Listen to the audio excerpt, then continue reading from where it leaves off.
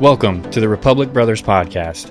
We're cutting through the noise, defending the truth. I'm Mike, joined by my brother Matt, and every week we break down the issues that matter most to conservatives and everyday Americans. Today we're diving into Jimmy Kimmel, Ryan Routh, and the United Nations. But first, let's talk about why we're here.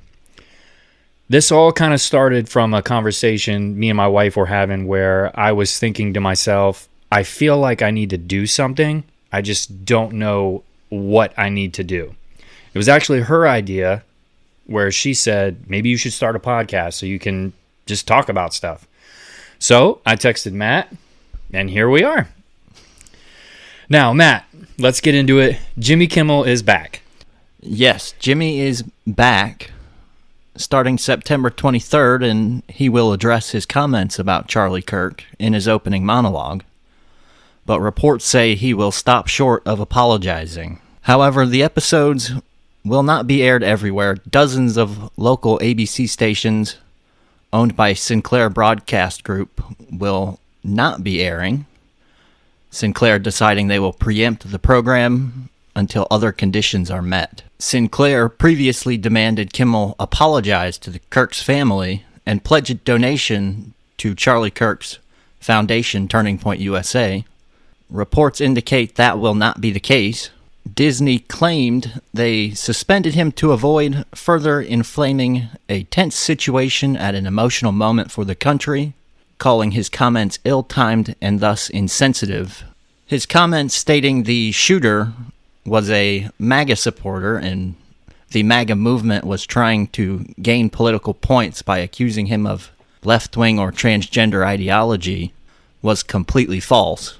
The statements came on his Monday show, September 15th, despite the fact during the weekend it was proven this individual who shot Charlie was quite radical towards the left and was rumored to be in a relationship with a transgender individual. Now, I will not be watching Jimmy's return.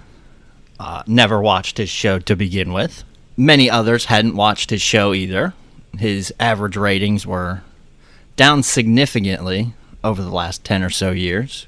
In 2015, his program averaged 2.4 million viewers. His 2025 average is 1.6 million, 37% down. My whole take on the thing, I think that they're just looking for a way to get rid of him. They take him off the air, they bring him back, and now they're saying, all right, we'll bring him back, let him do what he's going to do when his contract is up.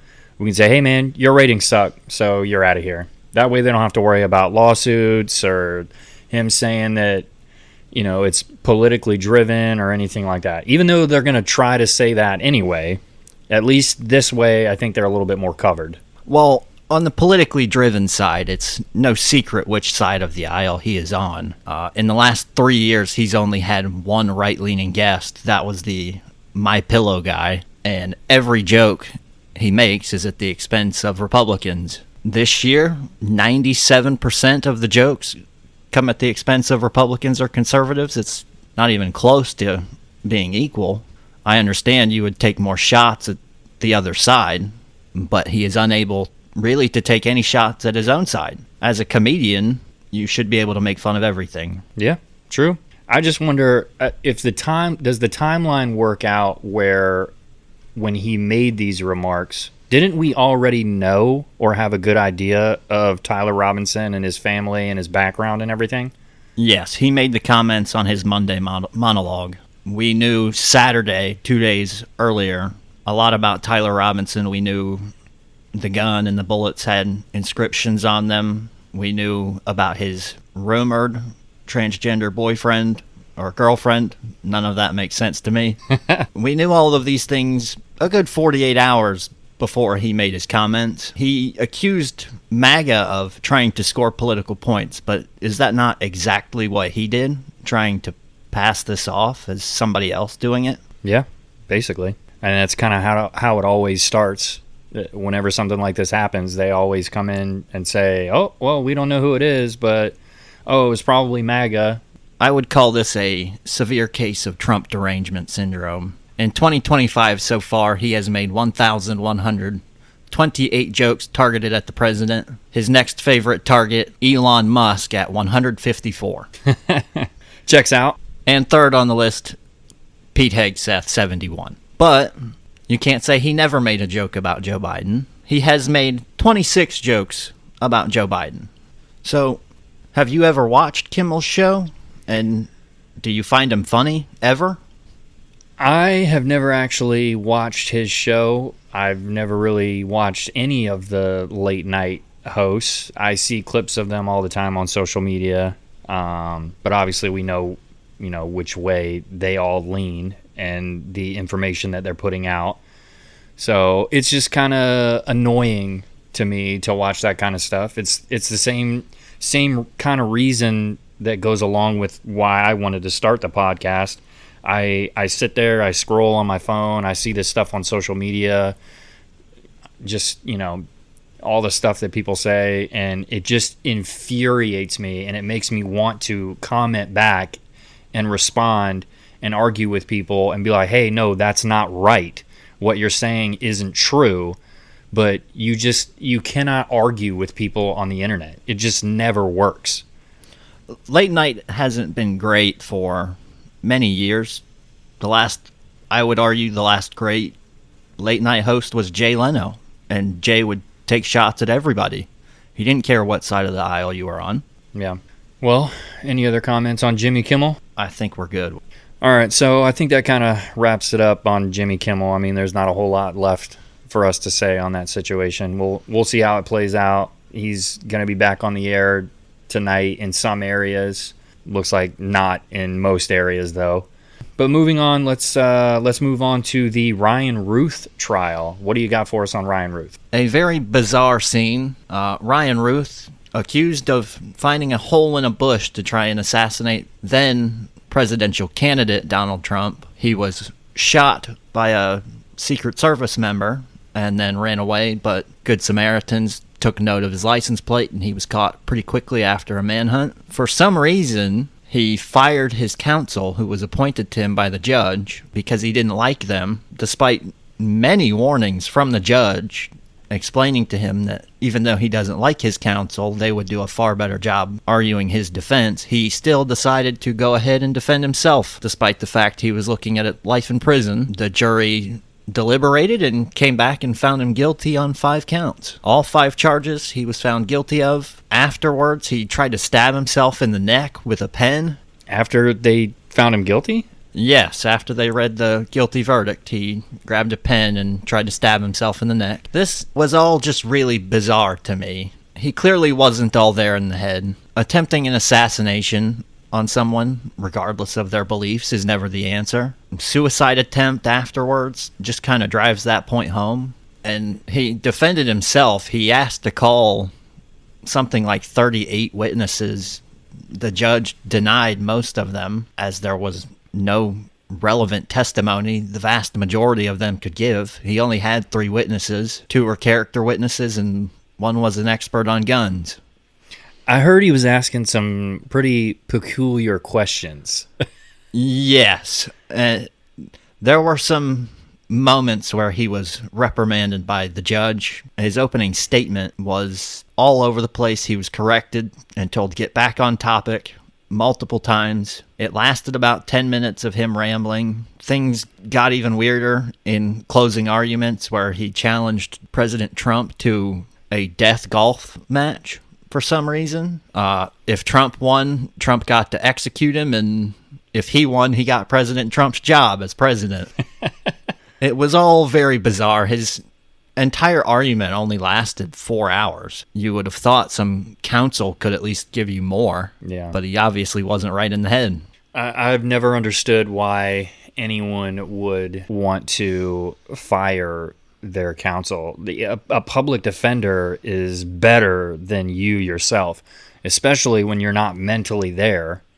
Even if you are, like, even if you're a lawyer, in my opinion, having someone else there to help maybe take some of the emotion out of it and think of more from a professional standpoint and not an emotional one is always better than just saying, oh, screw it, I'll wing it. Yeah, I have a different opinion than Ryan Routh. If I was looking at 25 years in prison, I wouldn't care how much I liked the person defending me. I would just want the best person to defend me.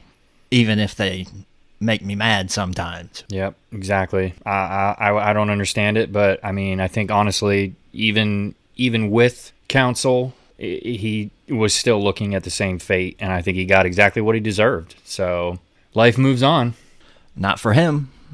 It's all shocking, keeping in mind this was the second attempt on President Trump's life, keeping in mind what happened in Butler, where he, by the grace of God, survived because he turned to look at the screen. But when the left, and I say the left because it's not just liberal people, normal moderate Democrats are now here calling people Nazis and Hitler and Putin. But when you repeatedly compare someone to Hitler, who everybody knows did horrible things, people who aren't quite right in the head will get the idea that he's Hitler, so if I take him out, it's for the greater good. Mm-hmm. The temperature of the conversation needs to be brought down, and it is mostly on one side. Yep. Nobody's out here saying Joe Biden was Mussolini.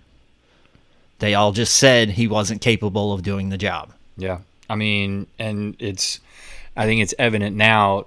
We didn't have this topic originally to talk about, but I did see it earlier on the news about Kamala Harris and her book and all the people that she's calling out that, you know, she was asking for endorsements for people and they were saying, oh, sorry, or Gavin Newsom telling her that he was on a hike and then he would get back to her and then never responding. So I think even she knew that he shouldn't have been there, but I mean, she can't say anything. That goes against everything that they've been saying. That just makes it real if she says, "Oh yeah, no, he shouldn't be running the country." This makes me think she knows her political career is over. If you look back through the election when she was running to be vice president again, and then when she was handed the mantle, she always stuck to the script. She parrots the same line over and over. Joe Biden was fine, and then he decided he didn't want to run again. She followed the script perfectly, and now that she's off script, I think she knows it's over. Why would you burn down everything you've done for the last 4 years? Yeah, I mean, the book was obviously an exit strategy, in my opinion. She's like, all right, well, this isn't going to come to fruition now, so I might as well make some money and cash my check on my way out. Yes, that is one exit strategy book I will not be reading. Yep, basically. Well, do you have anything else on Ryan Routh or any of that stuff? That's all I've got. All right, we'll move on. So from there, I guess we'll go into the Palestine stuff. I'm not too familiar with all this stuff. This is kind of going to be more in your realm. I'll jump in with some questions that I might have, but this is kind of your forte. We're going to do a whole episode on Palestine and Israel and all that stuff outside of the U.S. But yeah, what do you got on Palestine? Yes, the UN General Assembly is going on now, and the high-level general debate began today, September 23rd. A lot of interesting stuff going on. Escalators not working when President Trump tries to get on them. Microphones being turned down. We'll see if anything comes of that. But the interesting stuff to me has been many countries recognizing a Palestinian state. The belief being this would encourage Hamas to release the hostages. President Trump has repeatedly stated this will not get us any closer. Hamas has repeatedly rejected reasonable offers for peace. And this, I believe he correctly argues, would encourage more events like October 7th. Countries that have decided to recognize a Palestinian state, some are close allies, France, the UK, Australia, all do this believing it will increase the chances of getting the hostages back. I do not believe this will help in any way, shape, or form. In my opinion, this means we will have another October 7th. If it worked this well for them this time, why not do it again?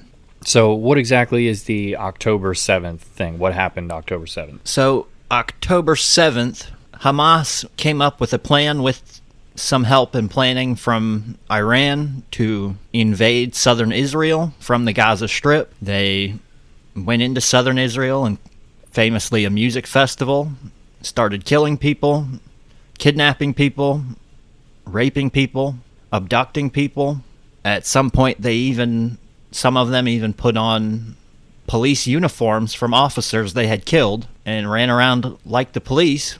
And when people would come to them for help, that was when they would kill them. It was a horrific act that we should never forget, and we should never allow it to happen again. Israel has repeatedly stated there will never be a Palestinian state. Most people who have a basic knowledge of the situation know Hamas wants the destruction of Israel. They don't want a two-state solution. They want a one-state solution where Israel does not exist. You would have had a two-state solution if Hamas wanted peace. If Hamas had laid down their guns, you would have a two-state solution. If Israel laid down their guns, there would be no two-state solution, and Israel would not exist. Gotcha. So what exactly does it mean that they're recognizing a Palestinian state? Like, what exactly does that mean? Ultimately, not much. If I handed you a map and said, point to where Palestine is, you wouldn't be able to do it, because it's never existed. Right. The Gaza Strip at this point is completely destroyed. That's what happens when the government running the territory decides to build their military headquarters under hospitals and under apartment complexes. Many people say Israel is committing genocide, and if Israel wanted to commit genocide against the Palestinian people in Gaza, they would have been done on October 12th, 2024. It would have taken them a week. But that's not what they're doing. Hamas knows there's a chain of command and they need certain approvals before any shots can be fired. Most of that time is spent assessing, will there be civilian casualties? And if there are, is it an acceptable level for the target they would be shooting at? They report many different numbers, keeping in mind all the casualty numbers come from Hamas, and they never separate combatants from civilians. According to Israeli President Benjamin Netanyahu, he claims it's about a 1-to-1 ratio of combatant to civilian. Given this is urban warfare, and Hamas is literally using the civilians as a shield, that's pretty impressive, if you ask me. Right. So where does the U.S. fall into all this? What is Trump's position? What is he hoping and wanting to happen with all this? Well, President Trump regularly says he wants peace. I believe him. As far as what side he's on, Benjamin Netanyahu, president of Israel, has called President Trump the greatest friend to Israel ever. Donald Trump firmly supports Israel with weapons. We saw what happened with Iran, where President Trump ordered a strike that only the U.S. could pull off. The hope, as he states, is peace. I truly believe Trump doesn't want people dying anywhere in the world. He pushes for peace. I don't agree with everything he does. I think he's kind of got played a little bit by Putin, but in this case, his Middle East policy's been pretty good. It just surprises me that so many people don't want to support the only democracy in the Middle East. Mm-hmm. Right. The Palestinian issue just kind of shows that the UN really doesn't have a purpose anymore. They can't solve any real issues. When you have a country like Russia who holds a Security Council seat and a permanent veto, nothing's really ever going to get done when something important comes up. The United Nations has not brought peace. It doesn't seem like the United Nations can find a peace deal in most conflicts. And when you have Russia and China on the council and they're your primary aggressor, they're never going to allow any resolution against them.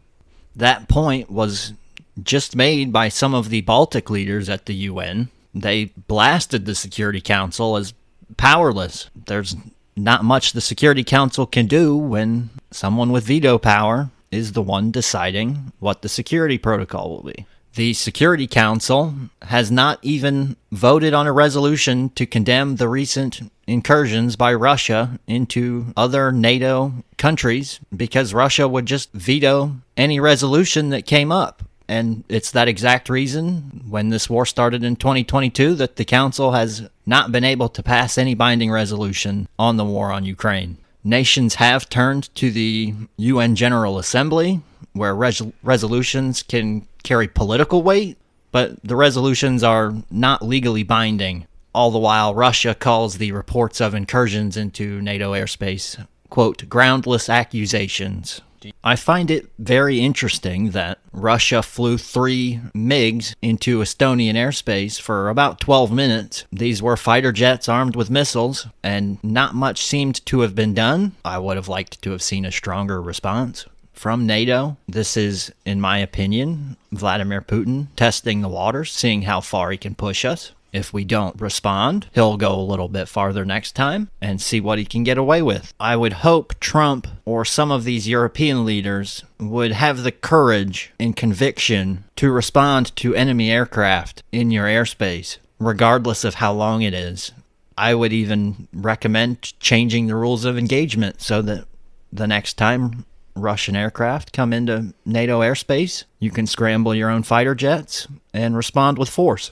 Do we know exactly what they were doing? We don't know exactly what Russia was trying to achieve. My assumption, based on previous incidents, is that he was testing the waters, checking to see the resolve of NATO and if NATO would stick together and have any kind of forceful response. So far, nothing definitive. A few European leaders are talking big, but we'll see if anything changes and they will respond more forcefully. So I kind of pass it to you, Mike. If you were president of the United States and Russia flew some aircraft into our airspace near Alaska, how would you respond? Would you scramble fighter jets and at least chase them away? I mean, we kind of already have that in place in the U.S., don't we? If somebody comes into our airspace, immediately we're like, hey, identify yourself. And if you don't, I mean, we scramble fighters and we get up there right away. Yes, we have NORAD. Anytime any aircraft, civilian or military, comes within 12 miles of American or Canadian airspace, they must be in communication with air traffic control. If they are not, fighter jets will scramble to go see what is going on. Maybe the jet has a problem and they just need a wake-up call. Maybe they need assistance. But we would scramble jets. So who would it be on if Russia is flying in or over Estonia? Who would it be on to scramble these fighter jets to go up and intercept them? It would be on NATO. The Baltic countries of Latvia, Lithuania, and Estonia are not large populations. They don't have the number of people it would take to have a large military. NATO rotates troops through those countries, mostly from the US, the UK, France, and Germany. The air forces that would respond would be from one of those countries if NATO gave the green light to respond. At this point, it's clear to see from all the talking, Russia doesn't really respond to words. They want to see action. That's the only way they're going to change. So if someone does respond, is that going to make Putin back off? Well, Trump called his military a paper tiger. If you recall, this war was supposed to last 3 days. It's been over 3.5 years. The military that is left for Russia, keeping in mind all of the professionally trained troops they had died in 2022 on the front lines in Ukraine. Everyone left, for the most part, is conscripts. They are not well trained. So at this point, what is it going to take from whoever it may be in order to end all these wars? Like, where are we at? How do we get all this to stop? In the case of Russia, there's a couple ways you could go, and Ukraine is starting to take out all the oil refineries to cut oil production in Russia. We're already seeing runs on gas pumps in Russia. Ukraine is dabbling in trying to kill the economy so that Russia simply can't afford to wage war. If the US and NATO decided to step in militarily, it could be ended pretty quickly. NATO versus Russia at this point, you'd be looking at casualty rates of 1,000 Russians to 1 NATO soldier. That's actually part of what spooked NATO at the start of this war. They saw how poorly Russia was conducting it and how poor the logistics were, and realized that in a conventional war between NATO and Russia, you would have vastly more casualties on the Russian side than the NATO side, and that triggered fears in everybody that Russia would just go to the nuclear option and start shooting nukes at London or Berlin. So what is stopping us and NATO from getting involved at this point? It is still the fear of the nuclear option, and it doesn't seem like anyone has the appetite to put their own boots on the ground. Going to war is not liked by any population generally. Vladimir Putin doesn't really have to answer to his population. He can just rig the next election and still be president. In Western nations, you have to worry about the next election as the leader, and sending people's kids to die in a war thousands of miles away would not be appetizing for any political leader. So what do you think at this point? Do you think that we should get involved, or do you think that we should just sit back and kind of see what, I guess see what happens is kind of maybe not the best way to word it, but what do you think we should do? I would like to see two things. One, Trump and all of the European nations impose more sanctions to hurt the Russian economy. You may recall, Mike, that Mitt Romney called Russia just a gas station. As a country, they are heavily dependent on it. If you could cripple their oil and gas exports, they wouldn't be able to afford it. As far as militarily, I would put a no-fly zone over Ukraine. The Russian Air Force has been crippled. The pilots aren't well trained, but that means shooting at Russian jets. And does anyone in NATO have that appetite? I question if Trump does. I doubt he does. And I don't think at the moment most European leaders would be willing to do that. But the tide is starting to shift. French President Macron seems to be leading the way, suggesting even boots on the ground in Ukraine. If NATO got involved militarily, it could end fairly quickly. But does anyone in Europe have the courage to tell their own population that their kids might go to war and die? Yeah, I think that's the toughest part. I mean, obviously, nobody wants to go to war. You don't want any of your own civilians to be involved. But at this point, I'm not sure. We'll have to dive deeper into this whole subject. Maybe one day I'll run for office and we'll see if my thoughts can be implemented. Mike, you ever thought about running for political office? You know, I've been told by a few people that that's something I should do. And I have considered it, at least, you know, starting in the local area. I have thought about it. I want to talk to people about things like this. My only concern with myself is just the frustration I think that would come along with having these conversations with people.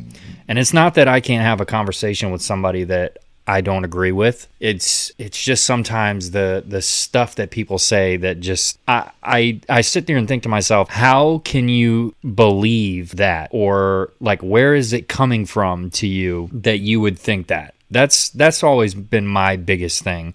Where are you at with that? Would you ever run for office? I would consider it. I always think back to something Arnold Schwarzenegger said when he was governor of California, and that was that he would talk to people behind closed doors, and they'd tell him one thing, and then they'd step out of the room to a mic and say something completely different, all because they were only concerned with getting reelected. I make jokes at the expense of the government and how efficiently it works quite regularly. I'm still waiting for anyone to tell me a government program that finished on time and under budget. I can't think of one myself, and nobody I've talked to can tell me one. I'm not sure my language would be appreciated by some members of politics as well. I'm not one to mince words. Yeah, same. Well, I think that pretty much brings us to the end of this. And I mean, it kind of brings me back to a story I wanted to tell. You know, once we started getting all this going and, you know, got the equipment and started getting everything set up, I told our mom and our stepdad that we were starting this podcast. And it was actually funny. The first thing Mom said was, "Oh, well, can I be on?" And then our stepdad jumped in too and was like, "Oh, yeah, me too. I want to be on." So I feel like there's a lot of people in this country that feel like their voice isn't heard, and maybe, you know, they want to talk to people about this stuff and they don't know who to talk to or anything like that. And, you know, in my head, you know, like I said at the beginning, I felt like I needed to get some words out and have a conversation. And I think there's a lot of people that feel the same way, that, you know, they don't know where the direction was going with the country. And, you know, especially with everything that happened with Charlie, may he rest in peace, that kind of sparked this whole thing in me to say, like, you know, maybe we can get on here and talk into a microphone like idiots for an hour and make a difference. Maybe somebody out there hears the conversation and it inspires them to do something. Or maybe somebody hears something on here that, you know, they're like, oh, you know, I didn't know that. Or maybe I have questions about it now, and they, you know, do some research, or, you know, whatever the case may be. It's just, it's an outlet to speak your mind and see where things go and have a conversation. That's the only way we're ever going to move forward, is just having conversations, whether we agree or disagree. And I mean, I think that's kind of it. I mean, how do you feel about that? As Charlie always said, have conversations with people. You never know what new information you'll come across. I think one bad thing in our country is there's a lot of people that are so rooted in their opinion, they don't even want to hear any other opinions. They may not have all the facts, and if they did, they might have a different opinion. Charlie did a lot of great things. May he rest in peace. He will be missed. Thoughts and prayers to Erica and his children. I hope as a nation we can continue to have conversations and move forward from this and avoid events like this happening in the future. Yeah. Well, I think that pretty much wraps it up for this episode of the Republic Brothers podcast. We touched on some United Nations stuff. We touched on Jimmy Kimmel, a few other things. If you enjoyed today's conversation, make sure to follow the Republic Brothers podcast on Facebook, Instagram, X, and Truth Social. Leave us a rating, share the episode with a friend, and don't miss next week's show. Thanks for tuning in. See you next time.